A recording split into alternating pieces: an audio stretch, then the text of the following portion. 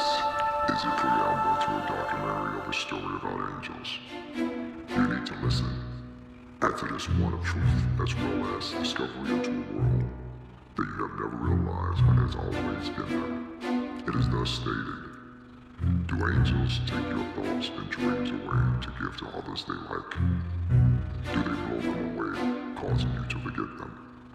Are angels real? Are they just part of some deal? Can they even fly? Or do they have to catch a train? Are they from heaven? Are they from hell? Do they walk the earth? Or do they have to catch a train? Can I touch an angel? Can they even touch me? Can I ride with an angel? Or do we have to catch a train? You see, angels do not have any form. This video depicts them as such to interact with human concepts. Angels are synapses in time, commanded by God the Almighty. If you stumble or fall, look to an angel, adjusting your time moving forward in your life. Stepping off a multi-trillion light-year highway of stars, angels came to the Earth quadrant in the universe realm of galaxies. Their presence was hard to determine as human eyes from their quadrant. Hopping rides and comets flooding the Earth, appearing to the Earthians from their cultural mentality as gods and angels from their abode above. This story is as good as any other being told concerning angels to imply their existence. More to the point, do you know what angels are? Have you seen or spoken with one? Or have you touched one? If either of these apply to you, what made you conclude the experience was one involving an angel? Was your decision from your understanding of angels, or was it from your accumulated cultural values?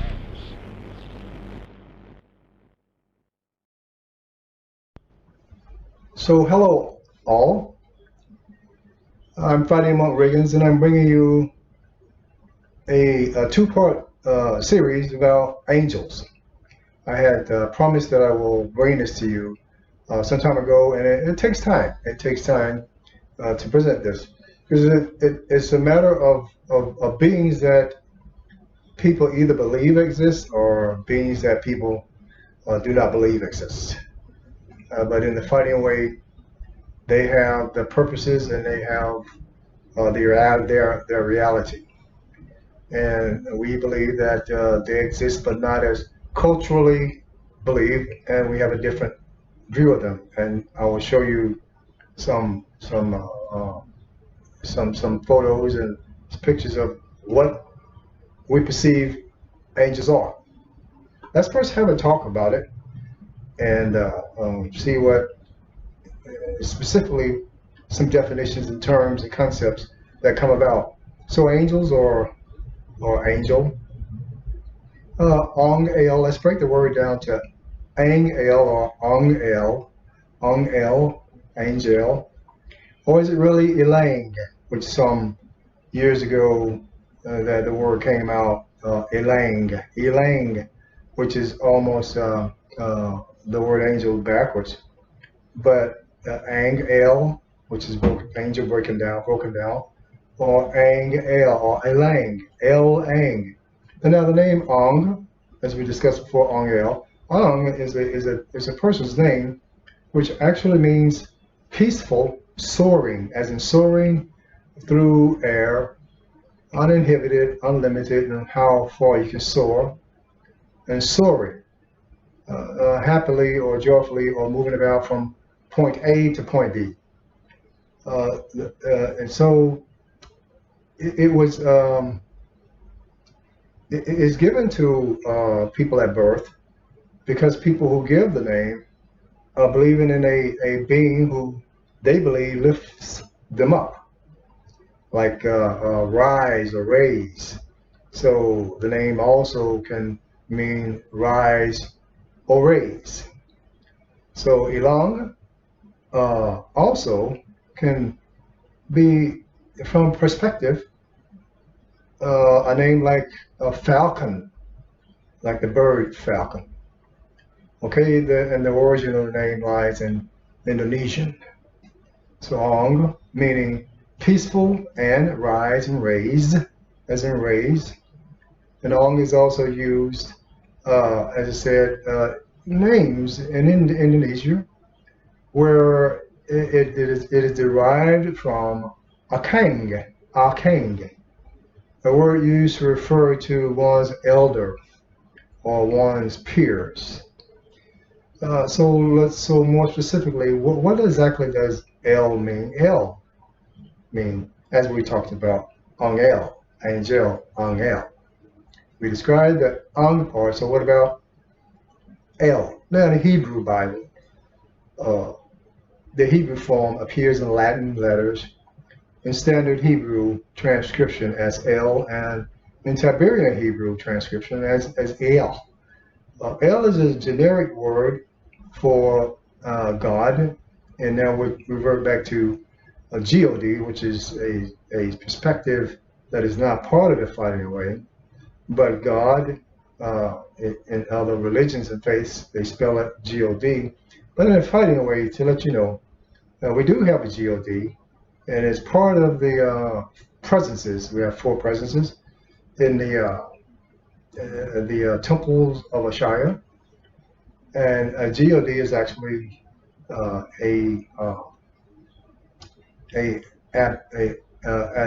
adoration, a adulation of a being coming from the son of the presences, which we have the father, the mother, or mother, father, daughter, and son. And the son speaks to gravity of the forces of the universe. And when Ashaya, who is the source of life, is near the sun, it becomes a god. So now that's a little background history of that.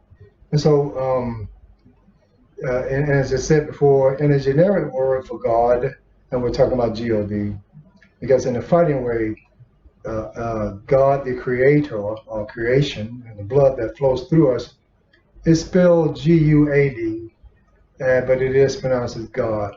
And that G-U-A-D comes from the apparition of the mother giving us this word numerous times, Guadalupe, Guadalupe, the river of wolves, because the four presences are the wolf of time and space. And the mother gave us this in apparitions all the time. Guadalupe, God at the beginning. The river of the wolves, or where the main life flows from, in another sense. But however, to continue, El, let's go back to El, and then the other reliefs, spelling of the word God. It's a generic word for God that could be used for any God, including Hadad, Moloch, or Yahweh. This El, El as in El, okay, El. So it can be used for any God, all right, broadly speaking.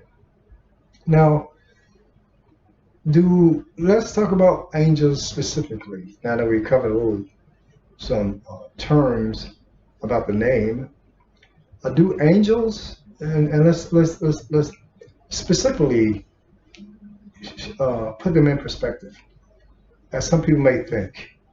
Do angels exist to take your thoughts and dreams away to give to others they like? Now we're talking about a relative part of angels, how they react in the world. Okay, we've described the name, so let's talk about how they react inside the world. So, are they beings that, when you think of something grand, they take that dream of yours away and they give to someone else who the dream becomes true for? You wonder. Do they blow your eyes? They blow your ideas away, causing you to forget them? Are these beings in that capacity to do that?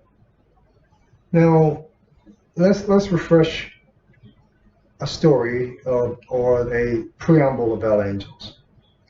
So as you step they appear to have, if you want to think of this ideally, stepping off of a multi-trillion light year highway of stars. Let's just think about this. Angels came to the Earth quadrant in the universe realm of galaxies. Their presence was hard to determine as humanoids from that quadrant. The hopping rides on comets flooded, flooded Earth, appearing to Earthians from their cultural mentality as gods, and angels from the sky abode above. This is how they appeared when they arrived, or as people have seen them. We have stories of beings come to Earth like Watchers or the Nephilim. But people being awed by these beings thought of them as being angels. So then, let's talk about the etymology. Let's talk about etymology. The word angel arrives in modern English from Old English, Angel, with a hard G, or Angel, okay, Angel. And the Old French Angelic, the old French word of Angelic. This is the etymology, how it derives into its current form.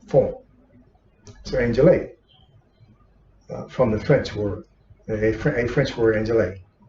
Both of these, the word Angel and Angelic, late Latin coming from Angelus,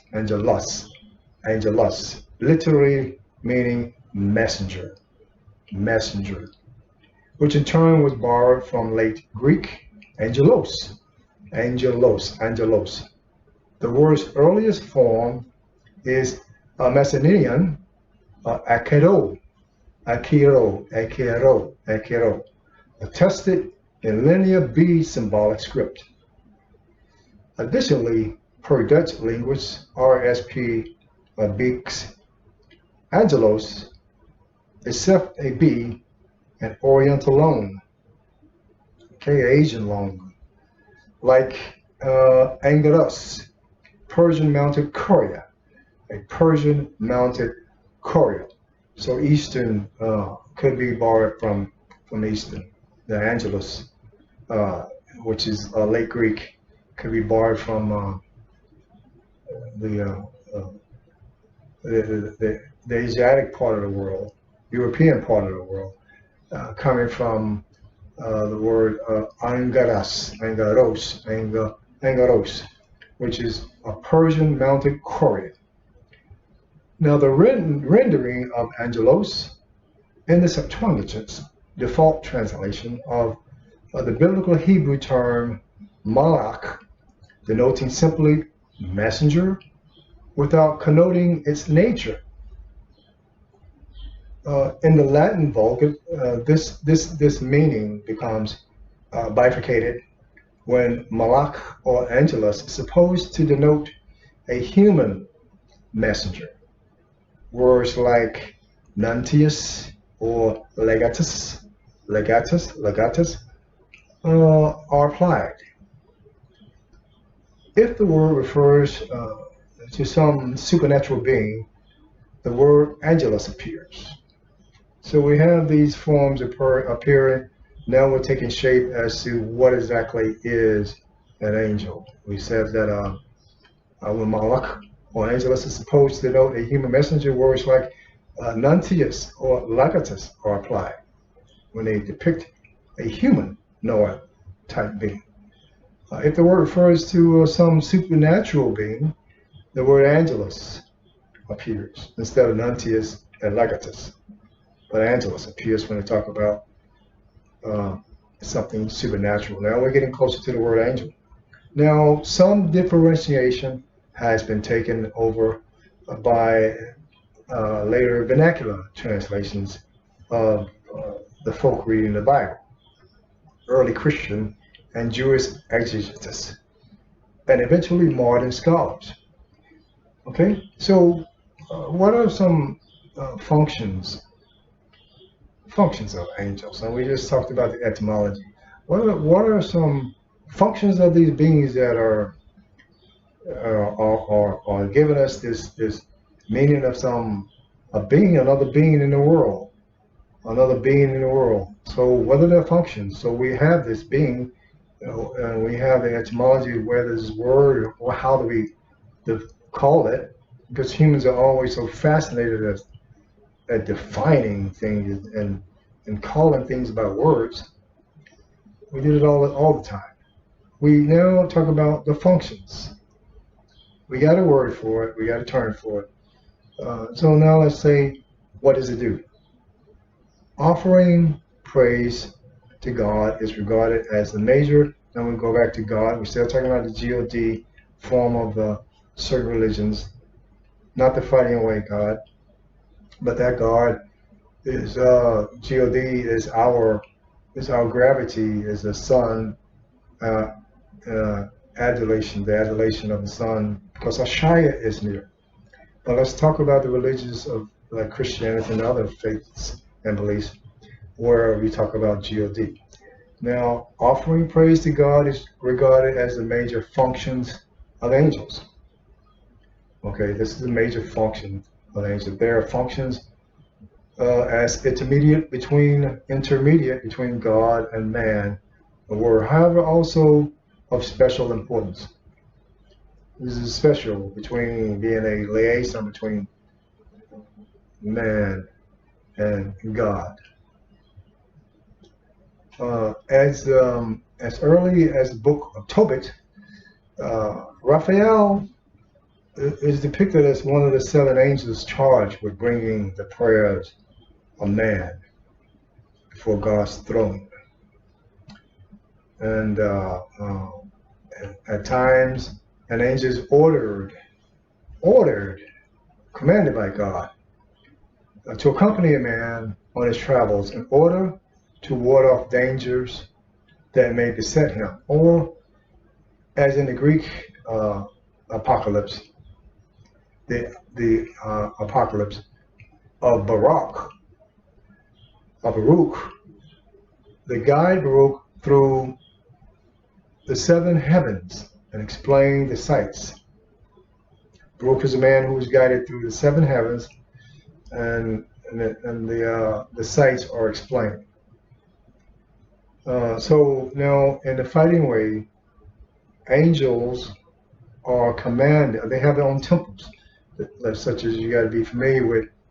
In the fighting way, we have the matrix of Ashaya, which is composed of humans, and then you have the animals, and then you have nature, you have angels, God, the Almighty, you have presences, and then you have Ashaya. God the Almighty, which is spelled G-U-A-D, from the apparitions of the Mother giving us the name. God commands the angels. The angels are under the command of God. God is the creator, is creation. Everything you see is of God the Almighty. And it is the blood of the universe flowing through us that is of God the Almighty.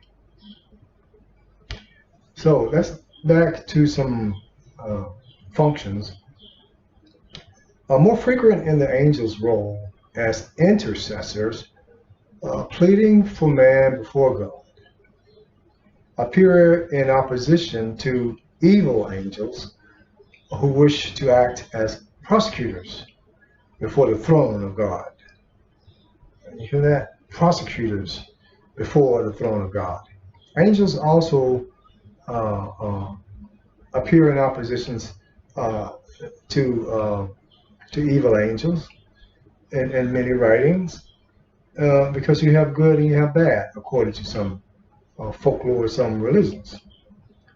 Okay, so but it is significant that in spite of Exodus 33:11, God would speak to Moses face to face. The prevailing opinion of later traditions is that at the giving of the law, the angels acted as intermediate between God and Moses at the giving of the law. So this is where angels were intermediate between God and man. God and Moses, who they gave the word to, the law.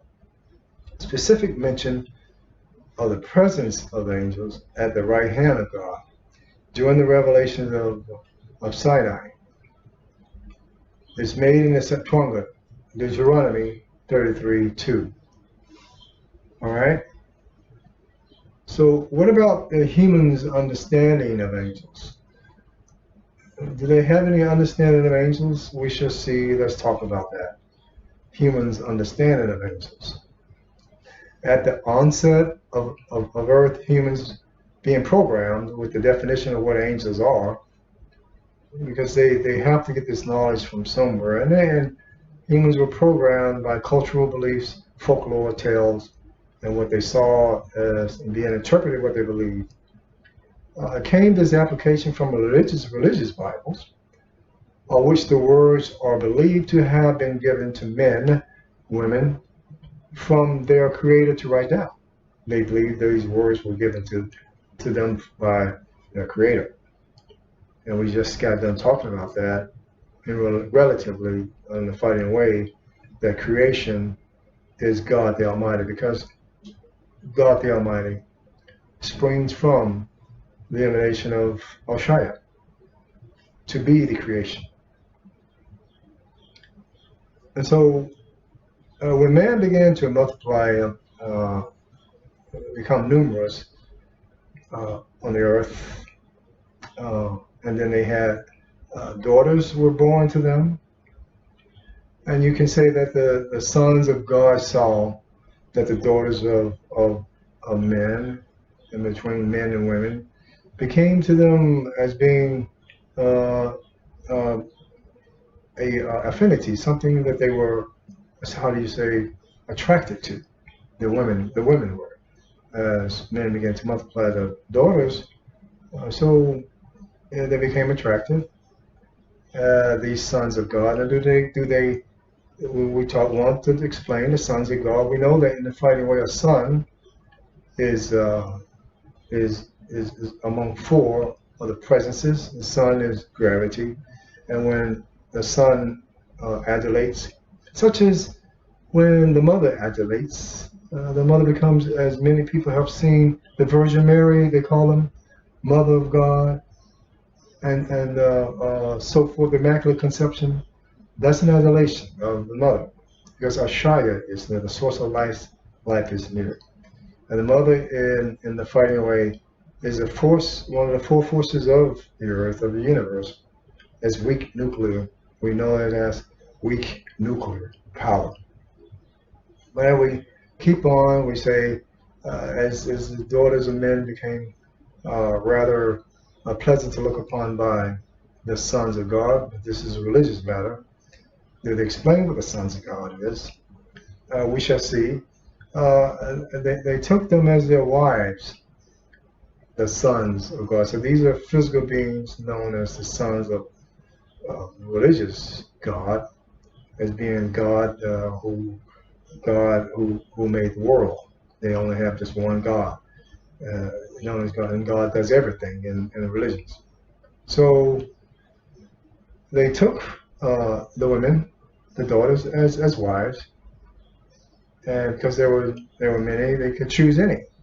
Then Yahweh said, "My spirit shall not abide in man forever, for he is flesh; his days shall be numbered." They gave the number 120 years. Now, if you think about that just for a minute, with the vision of the word, why does God, Yahweh says, my spirit will not dwell with them forever? They will give them 120 years, and then the spirit will take up and leave. Okay? But in the fighting way, we know the spirit as being one component of the soul, which is composed of the mind and body also, and the soul. We have a transformation, a transfiguration, And they explain that in the Bible as when Yeshua walks up the hill, he sees Moses, and someone says down from heaven, "This is my son," the transfiguration. But we understand that literally as being the spirit rising in the body to connect with the body and mind to make the human whole, make the human a soul. That's the fighting way. And that's what the transfiguration is of Yeshua, or as the Christians call him, Jesus.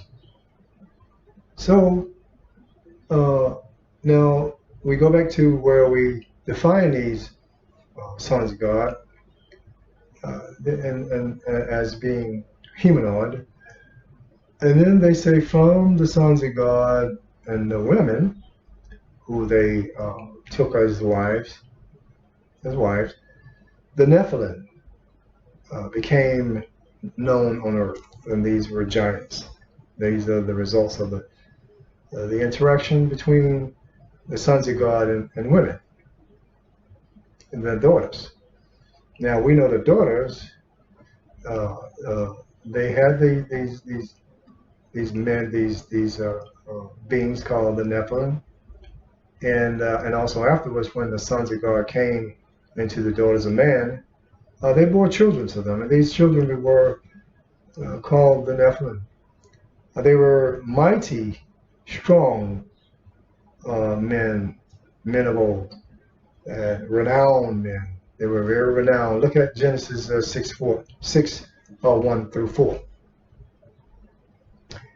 This passage leads into the story of the flood, because apparently the Nephilim were such huge giants that they devoured things and they became troublesome to man. The natural, the born men of the earth were there first, and there had to be something done about them. So the Nephilim were brought about the flood so that the earth could rid,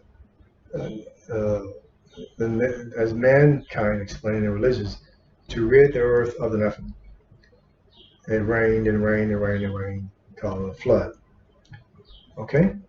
Now, these writings and observations, not ever be referenced, were all taken from the book of Enoch, which says, 1 Enoch 7:2. And when the angels, the sons of heaven, beheld them, they became enamored of them, saying to each other, and we're talking about the women were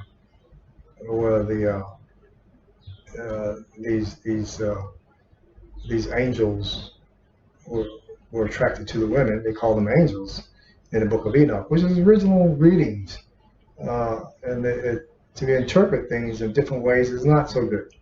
So we need to stick with the original meanings of these interpretations, which is Enoch and the Greek Hebrew Bible, and not the Bibles of like King James and other derivations of what the Greek Hebrew Bible talked about. We need to stick with the original. That's why a lot of people did not want the Greek Hebrew Bible interpreted, because so much meaning is lost.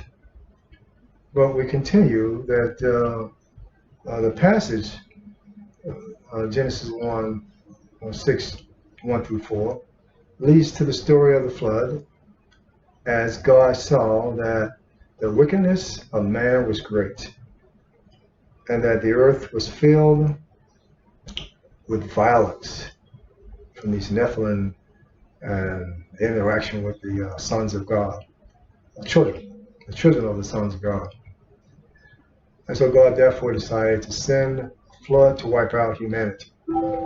So you wonder, why is it that you have to bring floods to destroy mankind? When the idea of just bringing maybe 1 or 2 people, 10 people to straighten men out. This is a fighting way.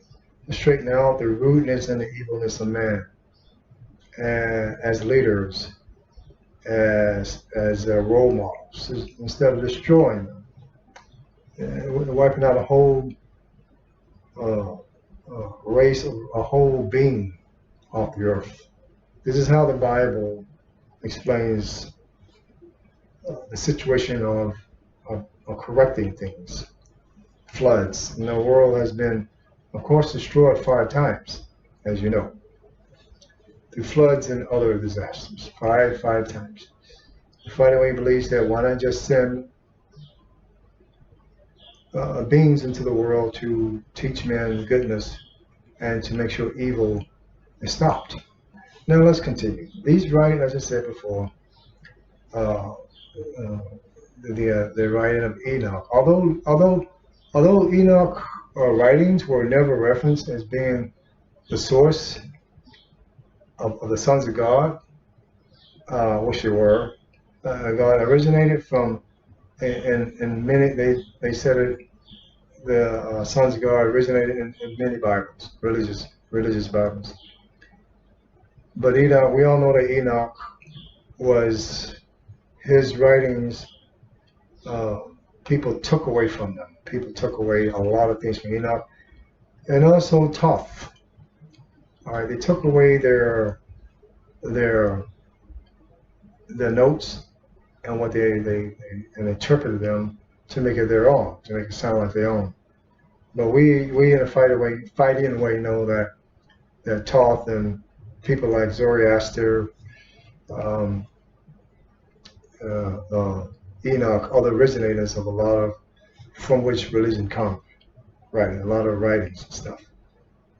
So now, Christian writers such as Justin Martyr, Eusebius, Clement of Alexander, Origen, and Commodianus believe that the relations with human women it resulted in the birthing of the Nephilims. They believe that the angels sought out relations with human women, and the result was the Nephilims, which are giants and big humanoids.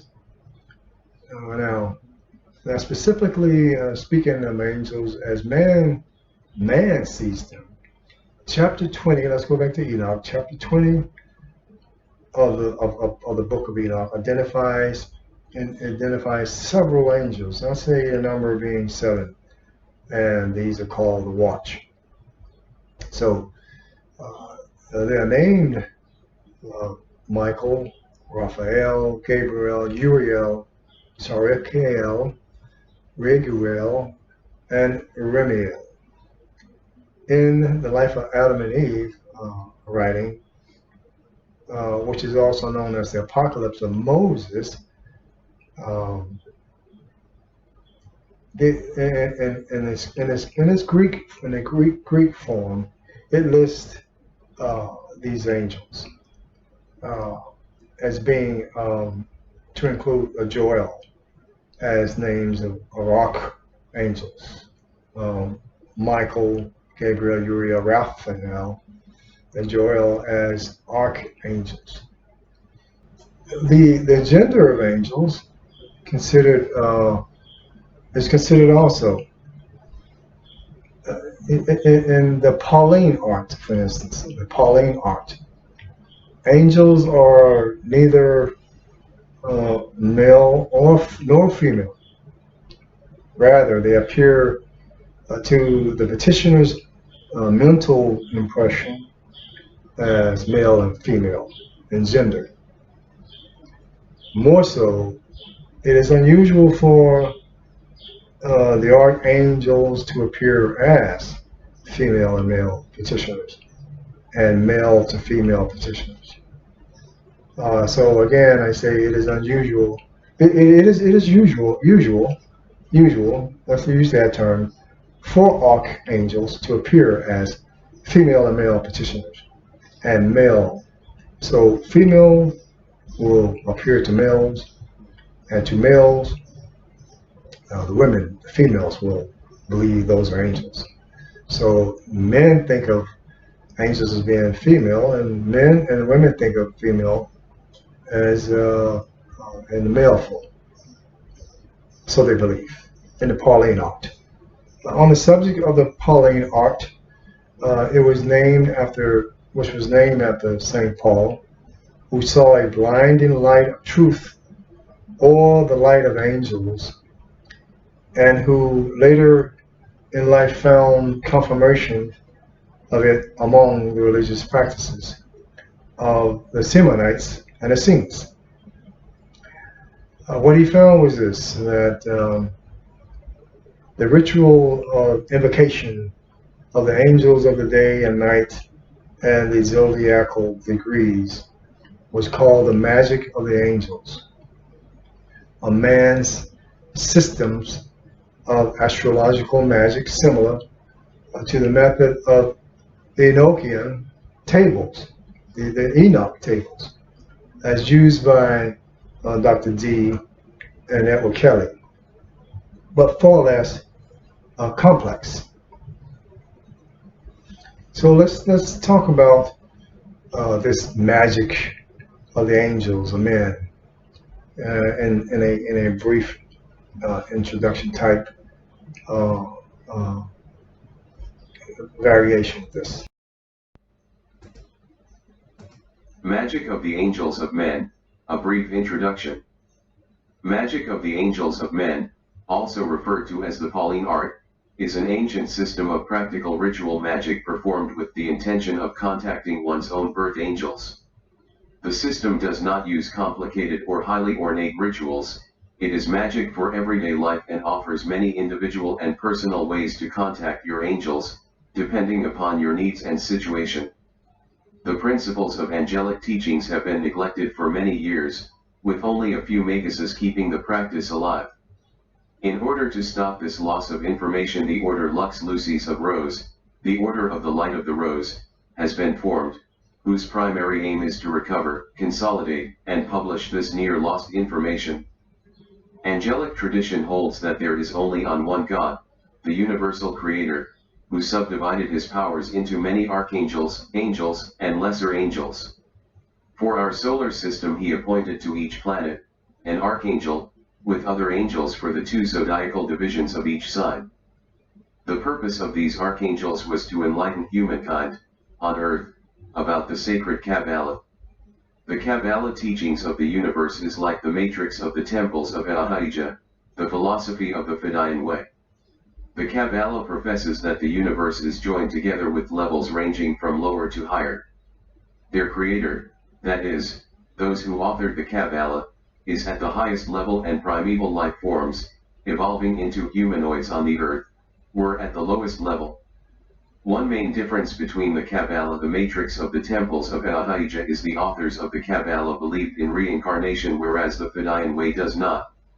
In the philosophy of the Fidayeen way, nobody comes back once they transform, which is a term describing all functions of the dysfunctional human term known as death.